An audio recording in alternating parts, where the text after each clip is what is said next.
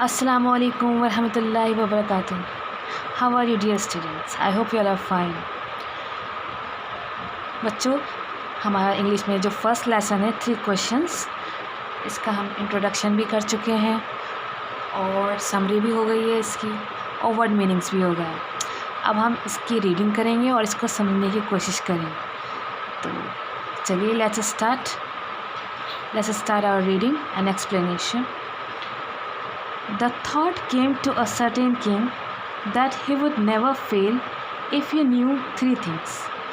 एक राजा के माइंड में एक ख़याल आता है, एक आइडिया आता है कि वो कभी ज़िंदगी में फ़ेल नहीं होगा, कभी वो फेलियर का चेहरा नहीं देखेगा अगर उसे 3 चीज़ों का मालूम हो जाता है, 3 राज पता चल जाते हैं, 3 क्वेश्चंस का जवाब मिल जाता है उसको। वो 3 क्वेश्चंस क्या हैं? First one is What is the right time to begin something? किसी भी काम को शुरू करने से पहले शुरू करने के लिए कौन सा टाइम सबसे ज़्यादा उपयुक्त है? किसी भी काम को शुरू करने के लिए कौन सा टाइम सबसे अच्छा है? Second question is which people should he listen to? उसे किन लोगों की बात ज़्यादा सुननी चाहिए? Third question is what is the most important thing for him to do? उसके लिए कौन सा काम सबसे ज़्यादा इम्पॉर्टेंट है? अगर उसे ये 3 क्वेश्चंस का जवाब मिल जाता है तो वो ज़िंदगी में कभी फेल नहीं होगा, ज़िंदगी में कभी नाकाम नहीं होगा। The king therefore sent messengers throughout his kingdom promising a large sum of money to anyone who would answer these 3 questions. राजा ने अपने दूत भेज दिए पूरे किंगडम में, throughout his kingdom means पूरे किंगडम में, अपने पूरे राज्य में उसने अपने दूत भेज दिए ये कहने के लिए, बताने के लिए कि वो बहुत बड़ा इनाम देगा, लार्ज सम ऑफ मनी, बहुत बड़ा अमाउंट देगा पैसों का इनाम के तौर पर, जो उसके इन 3 सवालों का जवाब दे दे। Many wise man came to the king but they all answered his questions differently. बहुत सारे बुद्धिमान व्यक्ति उसके पास आए, बहुत सारे अक्लमंद लोग उसके पास आए और उन्होंने उसके सवालों के जवाब दिए, अपने अपने हिसाब से दिए उन्होंने। In reply to the first question some said the king must prepare a time table. उसका फर्स्ट क्वेश्चन क्या था? What was his first question? What is the right time to begin something? कि कोई भी काम शुरू करने के लिए कौन सा टाइम सबसे अच्छा होता है? तो उसके इस क्वेश्चन का जवाब देने के लिए कुछ लोगों ने कहा कि टाइम टेबल प्रिपेयर कर लो, एक टाइम टेबल बना लो, उसी के अकॉर्डिंग सब चलो, सारे काम करो, and then follow it strictly, और उसको स्ट्रिक्टली फॉलो करना है, टाइम टेबल बनाकर उसको स्ट्रिक्टली फॉलो करना है। Only in this way they said he could he do everything at its proper time, कि टाइम टेबल बनाकर ही वो सब कुछ टाइम पर कर सकता है।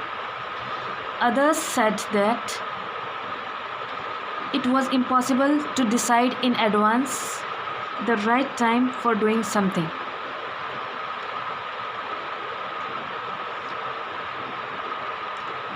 कुछ और दूसरे लोगों ने कहा कि एडवांस में डिसाइड करना तो बहुत मुश्किल है कि क्या काम कब करें, हमें क्या मालूम फ्यूचर में क्या होने वाला है।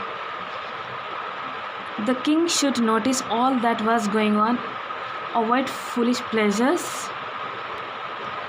and always do whatever seemed necessary at that time. Means king को ये नोटिस करना चाहिए, ये ध्यान रखना चाहिए कि उसके चारों तरफ क्या हो रहा है, इस बात पे उसको नज़र रखनी चाहिए उसकी चारों तरफ क्या हो रहा है, और बेवकूफ़ वाले काम छोड़ देने चाहिए, उसमें टाइम वेस्ट नहीं करना चाहिए फालतू के कामों में। And always do whatever seemed necessary at that time, और उस टाइम के वक्त का क्या तकाजा है वो करना चाहिए।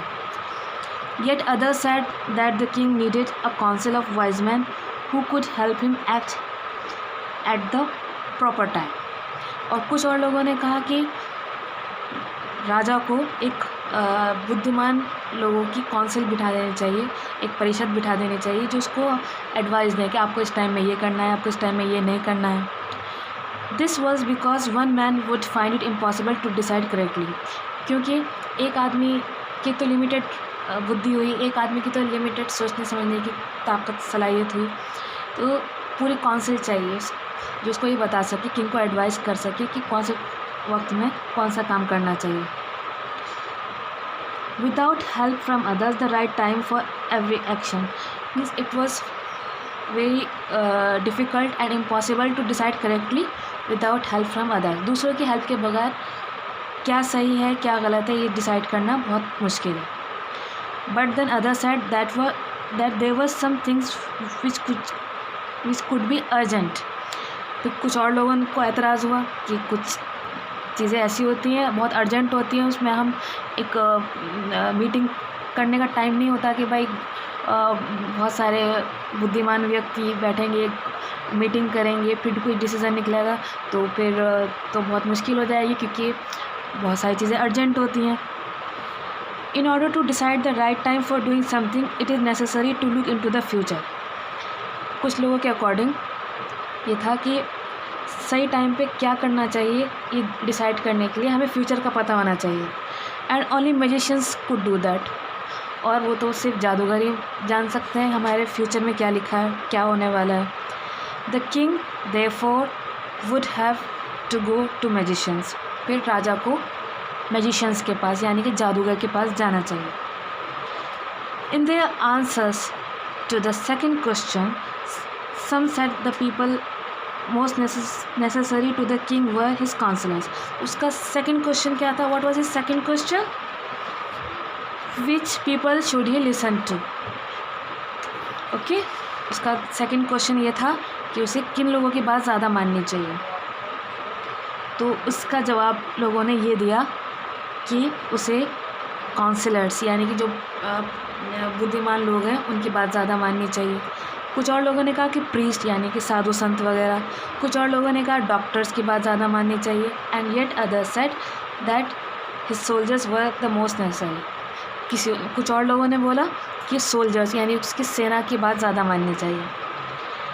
To the third question some said science, others choose fighting and yet others religious worship. उसका जो थर्ड क्वेश्चन था उसका थर्ड क्वेश्चन क्या था? उसका थर्ड क्वेश्चन ये था कि what is the most important thing for him to do. उसके लिए सबसे ज़्यादा ज़रूरी कौन सा काम है? What is the most important thing for him to do. सबसे ज़्यादा इम्पॉर्टेंट काम कौन सा है उसके लिए? तो उसके इस थर्ड क्वेश्चन को रिप्लाई करने के लिए किसी ने कहा कि साइंस बहुत इम्पॉर्टेंट है, किसी ने कहा फाइटिंग बहुत इम्पॉर्टेंट है और किसी ने कहा कि इबादत करना. As the answers to his questions was so different the king was not satisfied and gave no reward. उसको 3 क्वेश्चंस के इतने सारे आंसर्स मिले कि वो किसी से भी संतुष्ट नहीं हो पाया, किसी से भी सेटिस्फाई नहीं हो पाया, इसलिए उसने किसी को इनाम ही नहीं दिया. Instead he decided to seek the advice of a certain hermit who was widely known for his wisdom. उसने ये डिसाइड किया आखिरकार कि वो एक हर्मिट का हम पढ़ चुके हैं कि एकांतवासी जो एक एकांत में रहता है, कोई साधु संत टाइप जिसके पास बहुत ज़्यादा अक्ल होती है, अक्लमंद इंसान के पास जाऊंगा, उससे सब पूछ लूँगा मैं. उसने ऐसा डिसाइड किया. The hermit lived in a would which he never left. जो हर्मिट था वो वुड मीन्स छोटा जंगल, एक छोटे जंगल में रहता था. He saw no one but simple people and so the king put on ordinary clothes. वो किसी से मिलना जुलना ज़्यादा पसंद नहीं करता था, सिर्फ आम लोग से ही वो मिलता था. तो राजा ने क्या किया? ऑर्डिनरी क्लोथ्स पहन लिए, आम कपड़े पहन लिए जिससे हर्मिट उसे पहचान ना पाए. राजा का जो शाही लिबास होता है वो उसने उतार दिया और ऑर्डिनरी क्लोथ्स पहन लिए. Before he reached the hermit's hut, the king left his horse with his bodyguard and went on alone. Hermit के पास पहुंचने से पहले राजा ने अपने शाही लिबास भी चेंज कर लिया और अपना घोड़ा और अपना बॉडीगार्ड भी बहुत पीछे ही छोड़ दिया, यानी कि कहीं दूर ही उससे रवाना कर दिया कि तुम जाओ यहाँ से, मैं अब हर्मिट से मिलने जा रहा हूँ, ताकि हर्मिट उसको पहचान ना पाए कि ये एक राजा है. तो बच्चों आज के लिए बस इतना ही. कल हम इंशाल्लाह फिर से कंटिन्यू करेंगे. आज हमने क्या क्या स्टोरी में क्या क्या पढ़ा है हमने कि राजा के 3 क्वेश्चंस होते हैं और उसको उन क्वेश्चंस का रिप्लाई चाहिए होता है जो लोग अलग अलग तरीके से देते हैं, लेकिन वो किसी से भी सेटिस्फाई नहीं हो पाता। इसलिए वो डिसाइड करता है कि वो एक हर्मिट से जाके, एक बुद्धिमान व्यक्ति के पास जाकर, एक अक्लमंद इंसान के पास जाकर अपने तीनों सवाल का जवाब तलब करेगा, मांगेगा। तो बच्चों आज के लिए इतना ही, मिलते हैं अगली वीडियो में। इंशाल्लाह हम अपने वीडियो को कंटिन्यू करेंगे। तब तक के लिए अल्लाह हाफ़िज़।